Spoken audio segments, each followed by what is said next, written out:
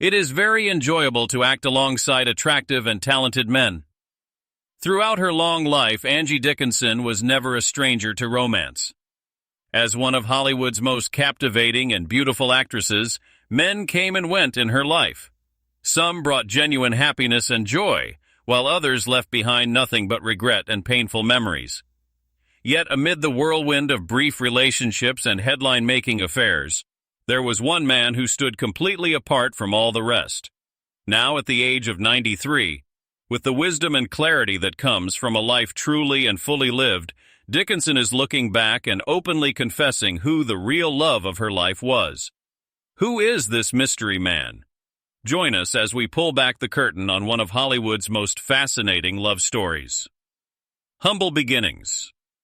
Before there was Policewoman, before the flashing cameras and the iconic roles, Angie Dickinson had already captured the attention and admiration of some of the most powerful and influential men in all of Hollywood. Frank Sinatra adored her deeply. President John F. Kennedy was rumored to have been completely charmed by her. Directors cast her not simply because of her beauty, but because she could genuinely hold her own on screen against anyone. She was strong, sensual, and always completely in control of every situation she walked into. The men in her life made the headlines, but Angie herself made history. She was not just someone men watched from a distance. She was someone that audiences genuinely admired and respected. When Angie stepped into a role, she did not simply play it. She completely owned it and made it her own. Her breakthrough role as Sergeant Pepper Anderson on Policewoman was not just a significant milestone for television. It was a genuine cultural shift.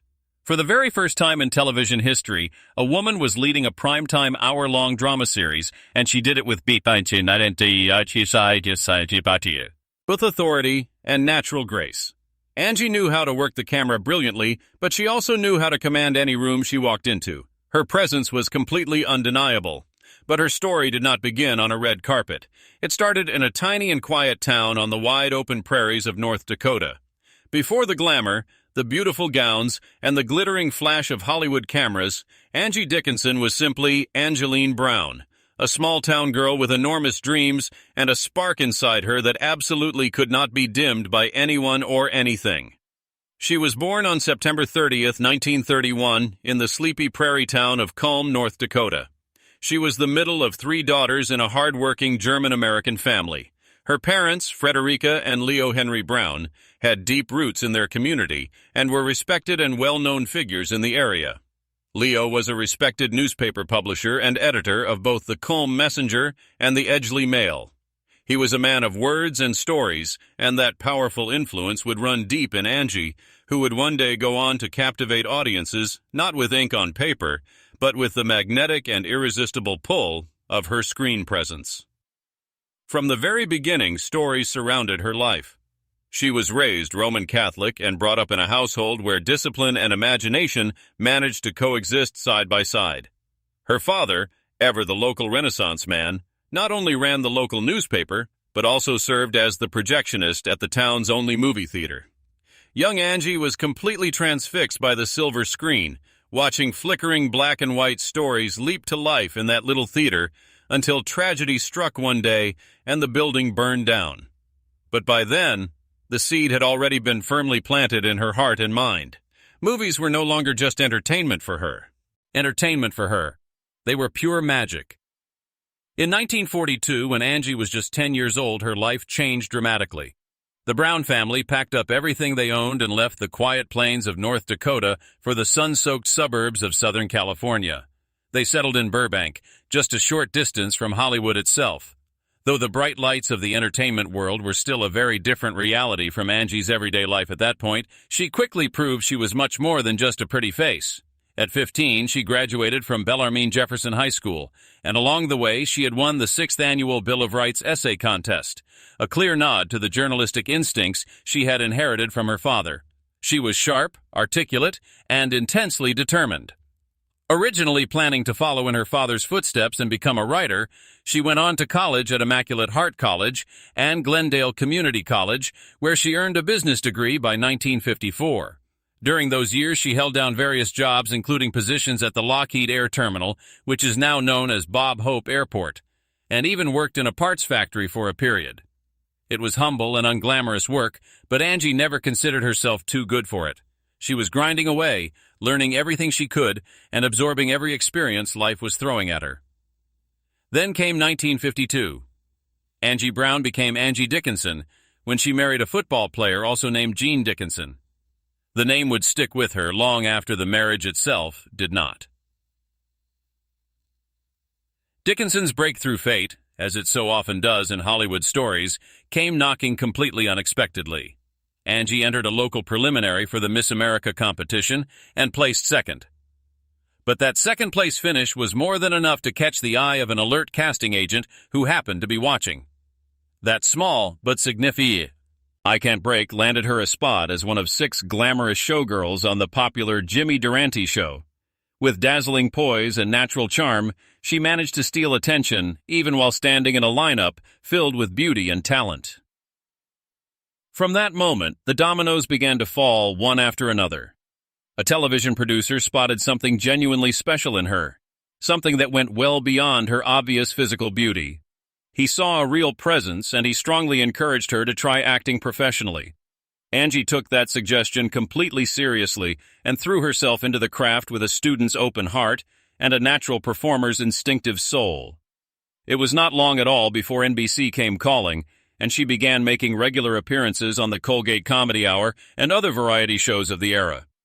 It was during this exciting and productive period that she first met Frank Sinatra, who quickly became one of her closest and most trusted lifelong friends, a genuine ally and confidant in the unpredictable and often ruthless world of show business. Her official acting debut came on New Year's Eve in 1954 in an episode of Death Valley Days. It was a modest start, but it was the doorway to something much bigger and more significant. Angie rapidly became a familiar and reliable presence during television's golden age, taking on roles in everything from matinee theater to Buffalo Bill Jr. City Detective and General Electric Theater. She had a rare and valuable versatility as an actress. One moment she could be soft and genuinely heartfelt, and the next moment fiery and completely uncompromising. Her appearances in Gunsmoke, The Virginian, and Cheyenne proved beyond any doubt that she could ride horses, handle guns, and command a scene with the absolute best of them. By the late 1950s, Dickinson was one of the most recognizable faces on the small screen. The small screen. Her first film role, uncredited, came in the 1954 comedy Lucky Me, starring Doris Day. It was easy to miss, but it was the start of something genuinely significant. Over the next couple of years, she began steadily building up supporting film roles. From the very beginning, she made it absolutely clear that she had no interest whatsoever in following the path that had been worn smooth by Marilyn Monroe or Jane Mansfield. She firmly refused to become another platinum blonde bombshell molded by studio executives into a one-dimensional symbol of physical appeal. The studios tried to push her in that direction anyway, lightening her naturally rich brunette hair to a softer honey blonde, just enough to satisfy the era's prevailing beauty standards but not enough to truly box her in. She had real range as an actress, and she fully intended to use every bit of it. Her big break came not with a dramatic bang, but with a slow and deliberate draw in a dusty western town.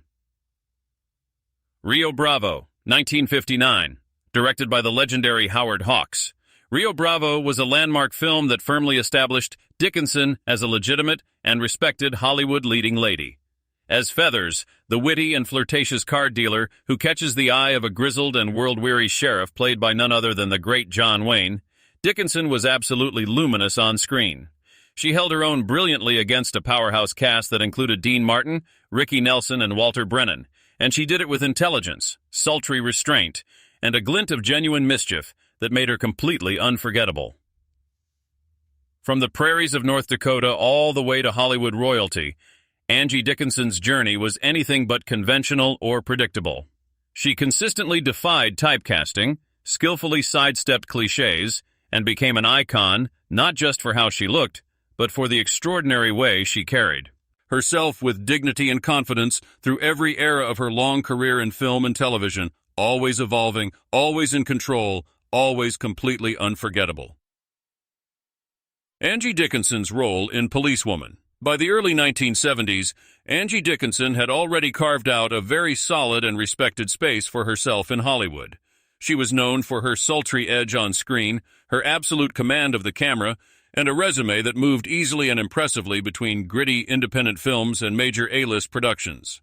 She did not particularly need television at that point in her career, but television came calling anyway, and with a very compelling offer attached.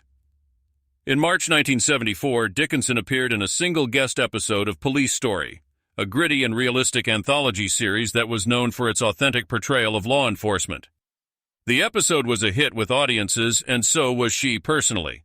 Viewers responded with tremendous enthusiasm immediately, and the network took notice right away. NBC came back quickly with a very attractive offer, a lead role in a spin-off series, a weekly show that would be entirely built around her. At first, Dickinson resisted.